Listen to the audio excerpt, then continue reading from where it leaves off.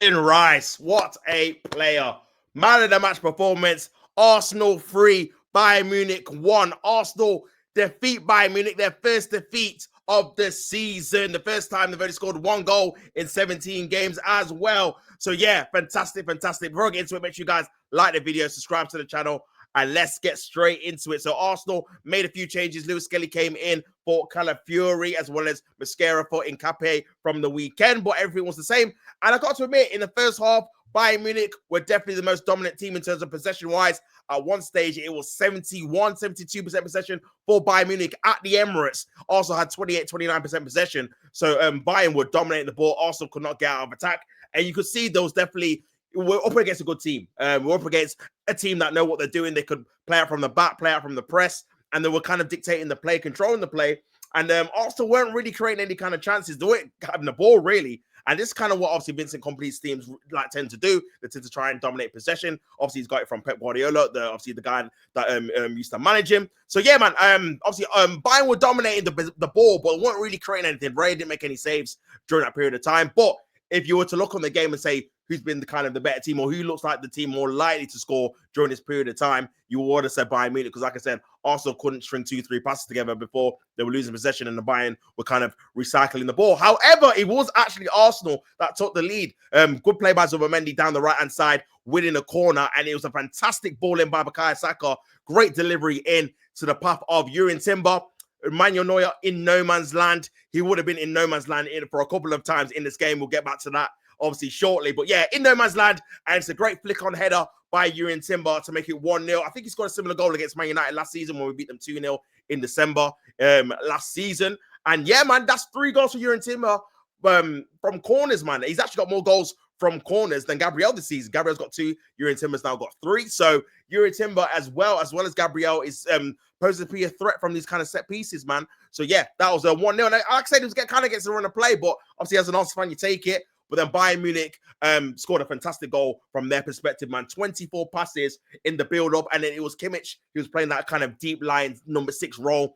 Ball over the top of Lewis Skelly, who again was poor for the goal in terms of not being able to track the run of Gnabry, who ran in the back of him onside as well. And it was a lovely, delicious weighted pass into the middle for Carl, 17-year-old, who finished it past David Raya, who thought he had a very good game in the first half and had some bright bits in the second half as well. A very good and bright prospect for Bayern Munich, 17 years of age. He scores to make it 1-1. Arsenal's first goal they've conceded in the Champions League this season. And 1-1. And to be fair, on the live stream, I was like, you know what, fair play. Can't really argue with it on the balance of play. Bayern definitely shouldn't have been losing, just in terms of the amount of possession they had.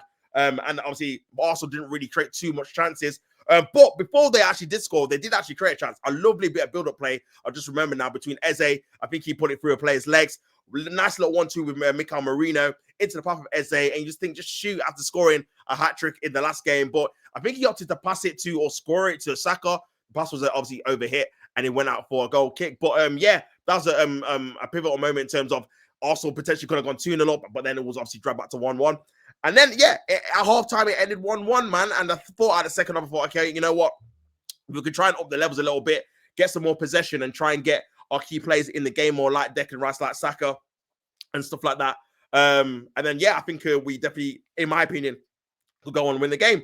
And yeah, second half was a complete steamroll by Arsenal. Honestly, by far the better team. We could have scored 6 or 7 there. Like, honestly, we had so many chances that second half, especially from dead ball situations. And again, it was actually my good friend Dom from the Domination channel. He said that Bayern Munich conceded 7 out of their last 9 goals from set pieces. So they've definitely had a weakness. And obviously, Mikel Arteta definitely highlighted that, especially in the second half.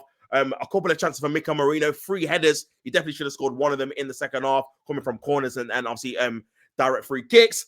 There's a chance by Declan Rice, who in the second half was sensational. 1 man of the match, but he was just driving the team forward. Those forward runs he does where no one can literally stop him. He just powers through, uses his power and his athleticism, just powers through into the center of the goal. Had a chance with his left foot. Great save by Manuel Neuer.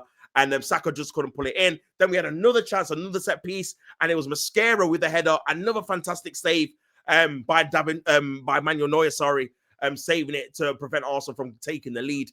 And after that, you know what? Fair play and fair credit to Mikel Arteta. Made some fantastic substitutions. Miles Lewis-Skelly was struggling. I think the lack of game time, the fact he's coming up against Elise, he's one of the best in-form right wingers in Europe at the minute. He was struggling. Elise was getting down the channel. He was putting balls into the box. He was skinning him. Lewis-Skelly was conceding free kicks against him. So he took him off, brought Calafiori on. I actually took Sakharov, who, again, in the second half, I thought in the first half he was a bit sloppy, giving away the ball, heavy touches, stuff like that. But in the second half, his delivery for the corners were very, very impressive.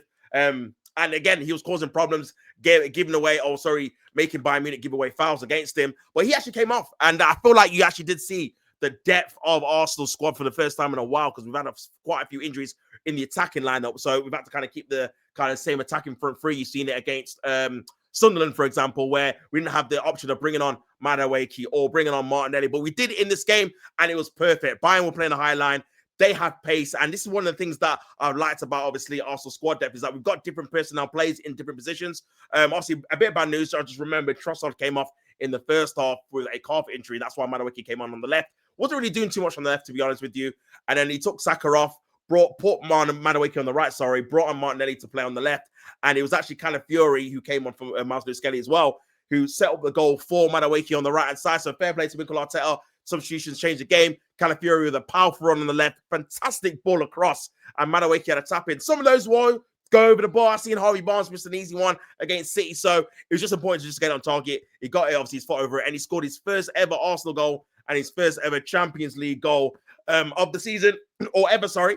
And yeah, Madueke made it 2-1 to Arsenal. Thoroughly deserved after all the chances I've just named, ruled out, or just named and listed off that we missed or Neuer saved. And then after that, we made it 3-1. Another transitional goal again, man. Bayern are obviously pushing up to try and get the equalizer. Eze wins the ball in our own half, plays the ball over the top to Martinelli in our own half. Neuer comes out like an absolute madman. I don't know where he was going. Absolute lunatic. Doesn't get the ball. Martinelli puts the ball past him, and then it's a race on. And Martinelli's very, very quick. You're just hoping, again, similar to the Madueke one, open goal. I've seen this on DVDs where a man puts it over the bar or hits the bar, hits the post, or it goes wide if he can house, he misses an open goal. But he puts it into the back of net of an empty net. Great play by him, though. The tenacity and obviously the courage to kind of get past Neuer and not fear getting clattered or fouled. And he makes it 3-1. Martinelli, man, first game since that Brighton game. 4 goals in the Champions League by him. And yeah, man, he's very, very good in the Champions League. He's now scored against Bayern, now scored against Atletico Madrid. And it ended up 3-1. Arsenal thoroughly deserved winners. And this is a fantastic win and a fantastic second half performance. We are by far the better team. And like I said, we could have been 4 or 5, 6-1 up for sure with the amount of chances we created in the second half. So very proud of the team. Big up Mikel Arteta for the substitutions and obviously how he set up the team as well, especially in the second half when we were obviously, again, a bit not up against it, but Bayern were dominating possession. So tactically, we had to change a few things and we definitely capitalized on the defensive frailties from set pieces. So yeah, big up everyone involved, the players, the manager, and obviously the fans that made it a good atmosphere as well. And also our top of the Champions League group, as well as the Premier League group. So yeah, won every single game. And it looks like, again, 16 points was enough to get in the top 8. Also got 15 with 3 games left. We've got a couple of home games as well. I think we might have got 1 home game left and a couple of away games. But you expect us to at least get another win. So yeah, looking good in the Champions League, man, to get into the last 16. So yeah, fantastic all around. But yeah, you guys in the comments, let me know what you think about that performance. Put it in the comments. Make sure you subscribe and like the video. Until next time, people, it's been your boy Tops. Don't hate the player, hate the game. And until next time, man, I'm out. Peace and love.